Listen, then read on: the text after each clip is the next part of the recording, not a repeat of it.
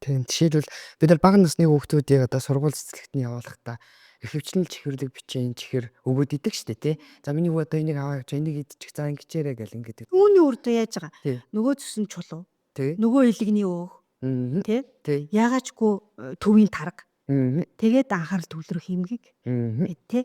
Нөгөө асын урхагуудын шинж бид нар 50 насны 60 наснд хайжсэн ч өнөөдөр бид нар бага насны хүүхдүүдэд төршил гараад ирж байгаа. Тэр нэгэн чихэрлэг одоо бүтээгдэхүүн өглөө эртээсцсэн бол тэр хүүхдийн анхаарал төвлөрөлт болвол өсөхгүй шүү дээ. Тийм үү? Дахиад тэр чинь өөрөө ямар нөлөөтэй хит хөдөлгөөнд түлдэг. Тэгдэг. Хит их одоо ингээ булчин ингээ ажлууд өөр ирэхгүй тэр булчин руу орсон тэр их энерги яах юм. Тэр хүн зарцуулагдах хэрэгцээг гарахын тулд тэр хүн 30 минут 45 минут хичээлээ суучихснаас ийш тийшээ ингээд анхаарлаа сарниулж яхах нь илүү болчих жоо. Тэгвэл энэ одоо бидний яриад байгаа инсулины дөжрөл гэдэг чи яаж оншилд юм бэ? За инсулины дөжрлийг онцлоход бол